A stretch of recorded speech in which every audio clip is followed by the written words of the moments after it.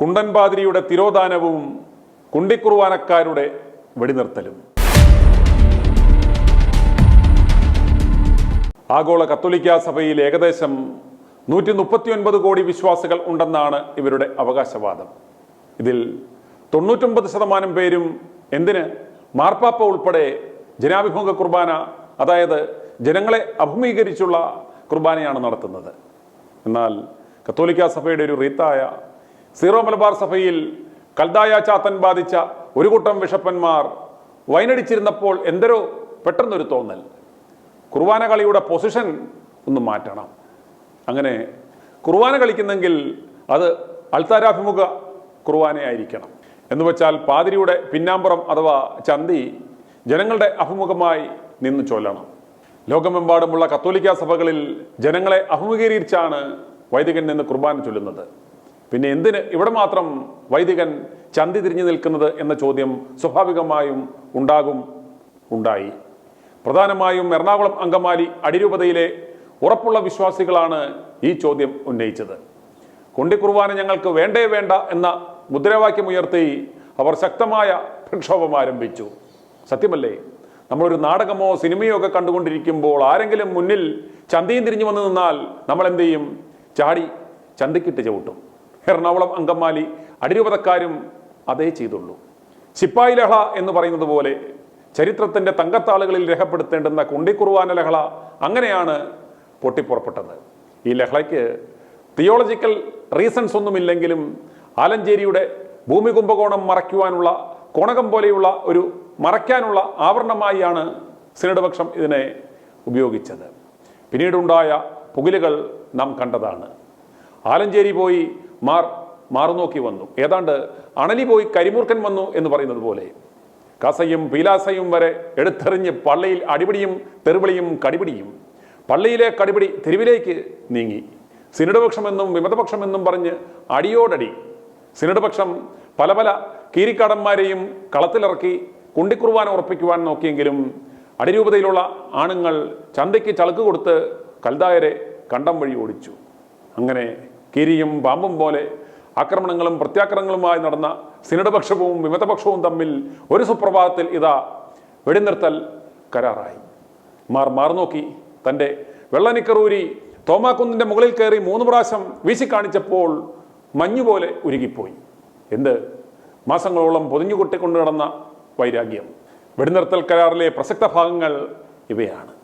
ഞായറാഴ്ചകളിലും വിശേഷാവസരങ്ങളിലും എല്ലാ പള്ളികളിലും പതിവ് കുർബാനകളിൽ ഒന്ന് കൽദായവാദികൾ നിർദ്ദേശിച്ച പിന്നാമ്പുറ കുർബാന ആക്കുവാൻ ധാരണയായി. ഞായറാഴ്ചകളിൽ രാവിലെ 5:30 മുതൽ 10 മണി വരെയും വൈകിട്ട് 3:30 മുതൽ 6 വരെയുമുള്ള സമയങ്ങളിൽ എപ്പോഴെങ്കിലുമായിരിക്കും ഈ കുർബാനകളി. അടിരൂപതയിൽ പുതുതായി തൊഴിലുറപ്പ് നൽകിയ 24 കുർബാന കൂതാശ തൊഴിലാളികൾക്ക് മറ്റു കൂതാശ പണിക്കാരന്മാരെ പോലെ അവകാശങ്ങൾ ലഭ്യമാക്കും. ഇവർക്കും ജനാഭിമുഖ കുർബാനയടക്കം കളിക്കാം. ഖൽദായർ കണ്ണുരുട്ടില്ല എന്ന് ചുരുക്കം.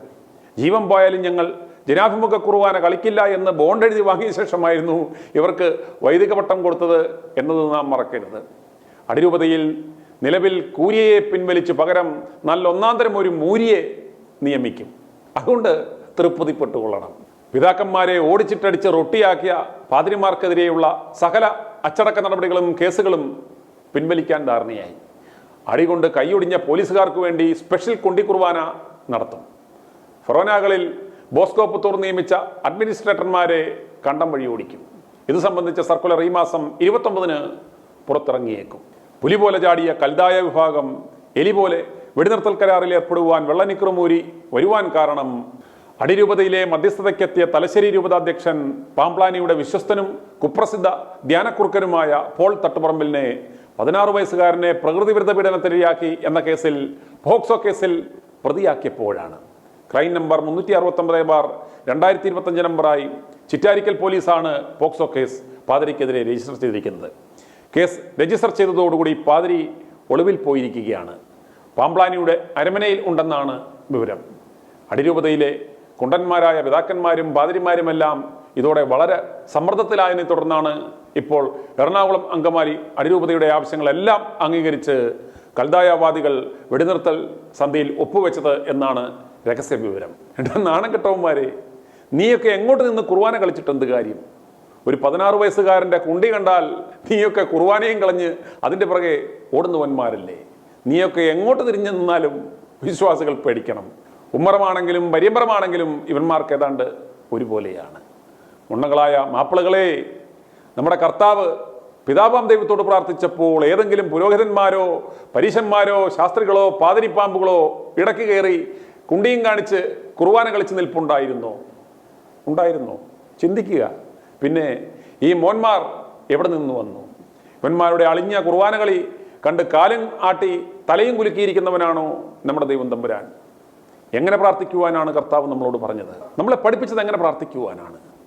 നിന്റെ ഹൃദയമാകുന്ന ആലയത്തിൽ നിന്റെ ഇന്ദ്രിയങ്ങളാകുന്ന അറകളുടെ വാതിലടച്ച് നിന്റെ രഹസ്യത്തിൽ കാണുന്ന പിതാവിനോട് നീ പ്രാർത്ഥിക്കുക എന്ന്. നമ്മുടെ അപ്പനോട് സംസാരിക്കുമ്പോൾ ഈ പൂച്ചാണ്ടി മോന്മാർ കോലം കെട്ടി അവൻ്റെ കുണ്ടിയും കാണിച്ച് നമ്മുടെ മുന്നിൽ വന്ന് നിൽക്കണോ? നിനക്കൊക്കെ എന്ന് ബോധം വരും എൻ്റെ മാപ്പിളകളെ? ഇന്ന് എന്നോട് പാലാരൂപതയിലെ ഒരു പുരാതന കത്തോലിക്ക കുടുംബാംഗം പറഞ്ഞത്, അർദ്ധരാത്രിയിൽ ഈരാറ്റുപേട്ട പോലീസ് സ്റ്റേഷനിൽ നിന്ന് വിളിച്ച് എൻ്റെ ഭാര്യയോടും മകളോടും സ്റ്റേഷൻ വരെ ഒന്ന് വരണം എന്ന് പറഞ്ഞാൽ അവരെ ഞാൻ ഒറ്റയ്ക്കയക്കും, യാതൊരു പേടിയുമില്ല. എന്നാൽ ഒരു പാതിരി പട്ടാപ്പകൽ അവളോട് പള്ളിമുറിയിലേക്ക് വരണമെന്ന് പറഞ്ഞാൽ ഞാൻ യാതൊരു കാരണവശാലും അയക്കില്ല എന്നാണ്. ഇതാണ് ഇന്നത്തെ അവസ്ഥ. മനുഷ്യ, നീ ലോകം മുഴുവൻ നേടിയാലും നിന്റെ ആത്മാവ് നഷ്ടമായാൽ എന്ത് പ്രയോജനം എന്ന വേദവാക്യത്തിന് പകരം മറ്റൊരു വാക്യം ഇവന്മാരുടെ ഗതികേട് കണ്ട് അടിരൂപതയിലെ മത്തായി എഴുതുകയുണ്ടായി. അല്ലയോ മെത്രാന്മാരെ, നീയൊക്കെ ബിഷപ്പന്മാരായാലും കർദിനാൾമാരായാലും കുണ്ടന്മാരായി പോയാൽ എന്ത് പ്രയോജനം? കാര്യങ്ങൾക്ക് എത്ര വേഗം തീർപ്പായി എന്ന് കണ്ടോ? കേൾപ്പാൻ ചെവിയുള്ളവൻ കേൾക്കട്ടെ, അല്ലാത്തവന്മാർ പോയി ഇവന്മാരുടെ കൊണ്ടിക്കുറുവാന കാണട്ടെ. ഇത് ആരെയും അവമാനിക്കുവാൻ വേണ്ടി പറഞ്ഞതല്ല, ചില സത്യങ്ങൾ പച്ചയ്ക്ക് പറഞ്ഞെന്നേ ഉള്ളൂ. ക്രിസ്തുവിനെയും വിശുദ്ധ വേദപുസ്തകത്തെയും നാണം കെടുത്തുന്ന ഈ മനുഷ്യ മൃഗങ്ങൾക്ക് നാണമുണ്ടാകുന്നെങ്കിൽ നാണമുണ്ടാകട്ടെ എന്ന് കരുതി പറഞ്ഞതാണ്. ഇതിലെ ചില പദങ്ങൾ നിങ്ങളിൽ പലർക്കും അലോസരമുണ്ടാക്കിയേക്കാം. ഭാഷാ പണ്ഡിതർ ഈ പദങ്ങൾ ഉണ്ടാക്കിയിരിക്കുന്നത് അത് ഉചിതമായ സ്ഥലങ്ങളിൽ പ്രയോഗിക്കുവാൻ വേണ്ടി മാത്രമാണ്. ഇതൊന്നും അശ്ലീല പദങ്ങളുടെ കാറ്റഗറിയിൽ വരുന്ന പദങ്ങളല്ല. ആ പദങ്ങളും മത്തായി, വറീദ് പോലെയൊക്കെയുള്ള പദങ്ങൾ മാത്രമാണ്. പദങ്ങളുടെ അന്തസ്സും സ്റ്റാറ്റസും നിർണ്ണയിക്കുന്നത് ആരാണ്? i2i News, an eye for truth. i2i News subscribe ചെയ്തിട്ടില്ലാത്തവർ ഇപ്പോൾ തന്നെ സബ്സ്ക്രൈബ് ചെയ്യുക. നോട്ടിഫിക്കേഷൻ ലഭിക്കുവാൻ ബെൽ ബട്ടണും അമർത്തുക.